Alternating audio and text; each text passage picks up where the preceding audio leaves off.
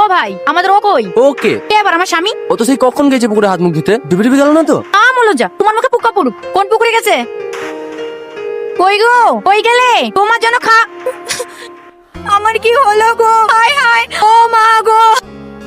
কি হলো কি হলো, এইভাবে কাচ্ছি কেন? তুমি মরনি? আমি কেন মরতে যাবো? তাহলে ওইভাবে মরার মতো ভেসে বেরোচ্ছিল যে? বাইরে বিশাল গরম তো, তাই একটু মরা সাঁতার কাটছিল। তা তুই এখানে কি করতে এসছিস? প্রতিদিন যা করি, খাবার দিতে, উঠে এসে খেয়ে লাও। উপরে উঠা যাবে না, এই যা রোদ। থালাতে খাবারটা ঢাল, টুক করে ভাসি দে। এইখানে দাঁড়িয়ে দাঁড়িয়ে দমকা মেরে দেবো। পানিতে? হ্যাঁ, যা বাড়ি গিয়ে বাবুর হাত দিয়ে একটা ছাতা পাঠিয়ে দিগা। আবার ছাতা কি হবে? আরে মাথায় রোদ লাগছে না, যা যা যা।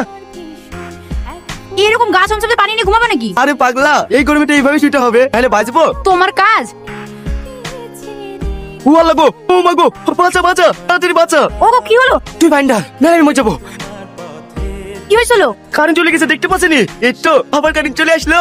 আসলে আজকে মরেই যেত। লে সুপার, ঘন্টা খানিক বাদ দেবার বেড়াতে হবে। এত রাতে আবার কোথায় যাবা? না বেড়ালে খাবি কি? ব্যবসায় যাবো। দিনে বেড়ালে গরমে টিকতে পারবো নাকি? হ্যাঁ, ও বাদ দিয়ে ঘুমা।